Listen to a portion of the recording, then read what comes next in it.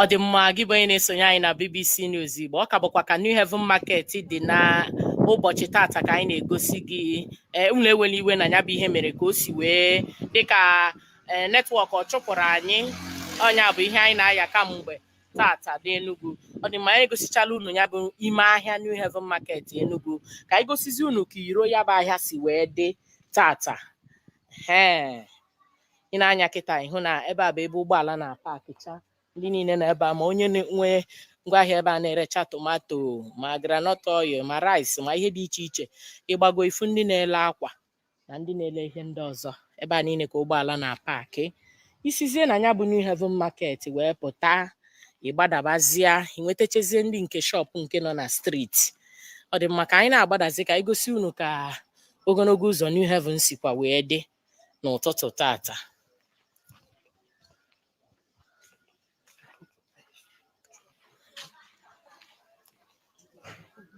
Dị mma, anyị abaala n'ehihie ugbu a.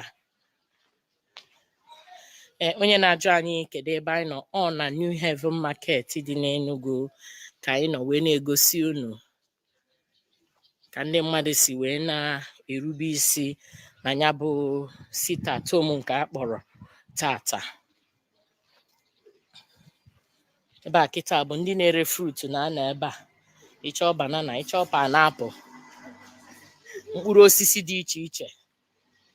Ọ dị mma, onye mụ na ya na-arụ ọrụ gwara m sị na fruit bụ mkpụrụ osisi ọkwa ihe ọ bụ. Ọ dị mma, ị na-anya kịta. Ndewo. Well done.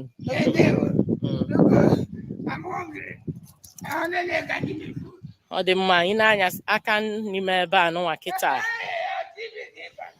bụ ebe esi aga ebe a na-akpọ Open Sheraton, ebe ndị mmadụ na-eji akụ ngaji n'eze. Ya bụ ebe gbachiri agbachi. Ụlọ ahịa niile dị iche iche nọ na New Haven Market a gbachichara agbachi.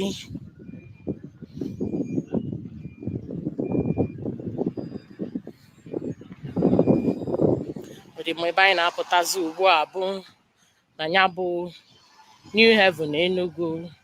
New Haven so na streeti kacha wee buo ibu n'Enugu. Ihe a ga-akpọkere New Haven ogbe. Ogbe kacha buo ibu n'Enugu. Maka na ịbịazịa n'ime ya bụ New Haven, inwetabezie streeti karịrị 500. Ọ dị mma, ị na-anya na onyonyo gị kịta, ụzọ a na-agazi ebe a na-akpọ Otigba Junction. Nekene ka o si wee tọgbọrọ chakoo. Isizie n'aka nke anụnwa gabazie, inwetazie ebe a na-akpọzi Ọpachime.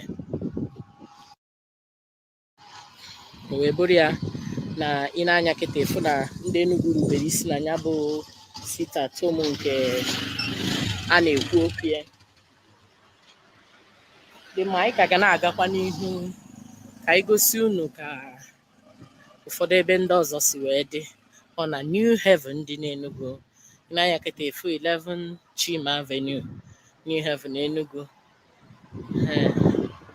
Nekwa anyị efucha ụlọ ọrụ dị iche iche ejiri New Haven arụ mara.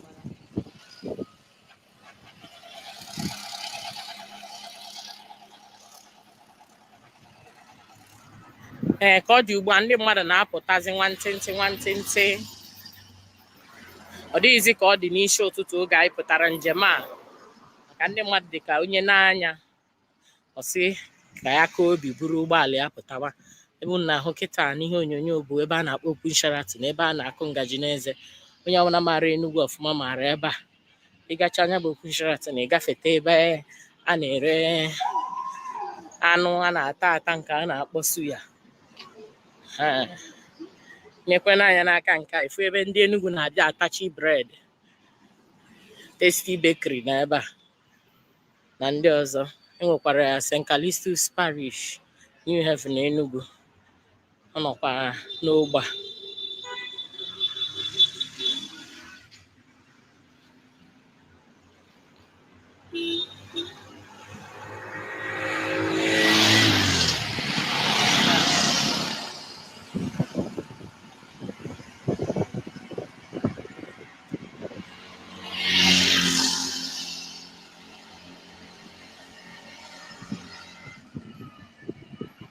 Onyekachukwu Bennett, ndewo, hafụrụ m ozi gị.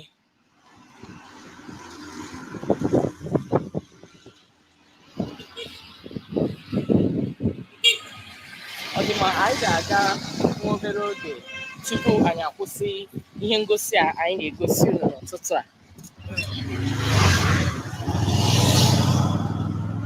Unu ewere iwe ebe nnọ bụ na keke na o nwere ike nwee ka anya bụ ihe ga na-esi ada na ntị unu.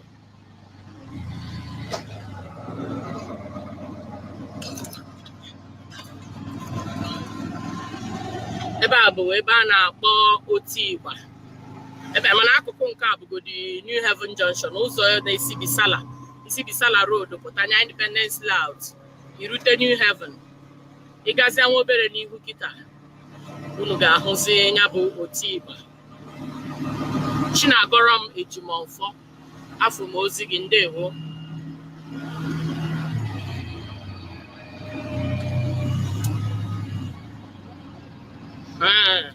Ebe a bụ Otigba Junction. Ọbazi uru ịkwụsịkwa gosi unu ọzọ, unu ahụgo ka o si wee tọgbọrọ chako ukwu n'ahịa, obodo n'ahịa, onye ọbụla na-ahụ ya kịta.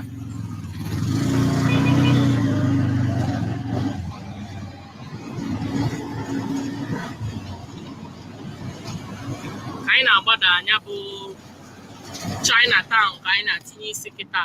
Anyị agafego ụlọ akụ UBA, gafekwa Zenith Bank. Ị na-anya ọfụma ị ga-afụ ya n'onyonyo gị ka anyị na-agafe ya. Ugwu anyị na-agbago kịta bụ obere ugwu a na-akpọ ugwu Chinatown. Ewerubezie na ya bụ Old Artisan ka onye ọbụla maara ọfụma. Ya anyị jisi ka anyị nọrọ na keke wee gosi unu ọfụma bụ ka o doo unu anya ka ndị Enugu si wee mee ya bụ nọdụ n'ụlọ nke ụbọchị tata.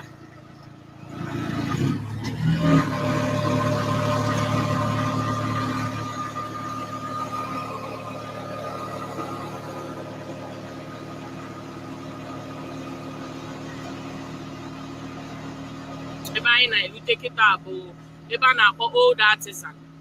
Ọ bụrụ ụbọchị nkịtị, nwee ike ị na-aga ebe a ma ịhụ ụgbọala na-akwụ n'ahịrị na ya bụ Old Artisan.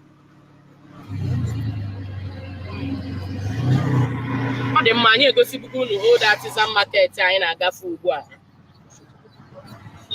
Unu n'anya kịtụ na-ahụ na ya bụ Old Artisan Market ka dịkwa ka o si dị. Onwe onye na-ebe a chaa. Ọ dị mma ka anyị gatụzia n'iru tupu anyị akwụsị ihe onyonyo anụnwa anyị na-egosi unu tata. Anyị agagharịgo Enugu niile.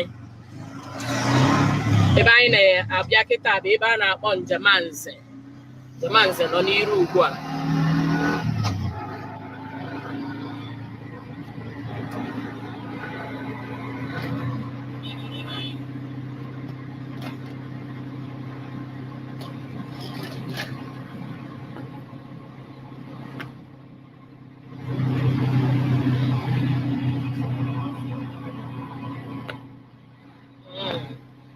Bụ Njemanze bus stop.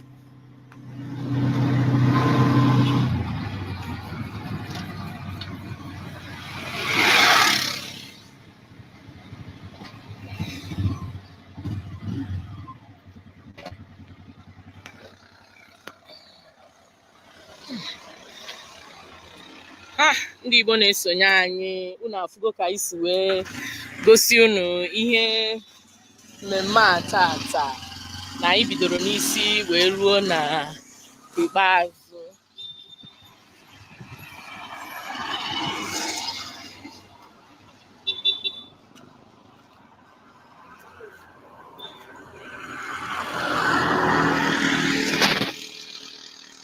Ọ dị mma, oge m anya na unu sonyere anyị kamgbe anyị bidoro ihe a n'ụtụtụ wee na-egosigasị unu ebe dị iche iche n'Enugu. Na ndị Enugu rubere isi na ya bụ nọdụgodo n'ụlọ nke a na-eguzobe kwa Mọnde na Enugu nakwa ebe ndị ọzọ na mpaghara ọwụwa anyanwụ Naijiria. Ọ dị mma, ụfọdụ si ọ bụ egwu, ọ bụ obi ndị mmadụ ka ha ji wee na-eme ya bụ ihe, ọ bụkwanụ maka gịnị? Ndị mmadụ anyị jụrụ ajụjụ si na ha ji obi ha wee na-esonye wee na-eme ya bụ sit at home. wee sị na ha ga-emegide ya ganye na-ahapụ onye isi ndị Indigenous People of Biafra bụ Maazị Nnamdi Kanu. Chetakwa na ndị isi ndị IPOB ekwuola na ha kagbuola ya bụ sit-at-home a na-eme kwa Mọnde, si ndị mmadụ gaba ahịa gaba ọrụ. Ha nọziri anya ya bụ sit-at-home mana ndị mmadụ kachiri ntị wee rube isi wee na-eme ya bụ ihe wee sị na ha ji obi ha wee na-eme ya ganye na-ahapụ Maazị Nnamdi Kanu. Ọ dị mma anyị na-ewetara unu ka o si wee gaa taata. Chetakwa sonyesi anyị ike na BBC News Igbo, Facebook na Instagram anyị, ebe anyị na-ewetara unu ihe ọbụla na-eme na mpaghara ọwụwa anyanwụ nakwa Naịjirịa. Aha m bụ Ebere Eke Ọkpara. Ka ọ dị.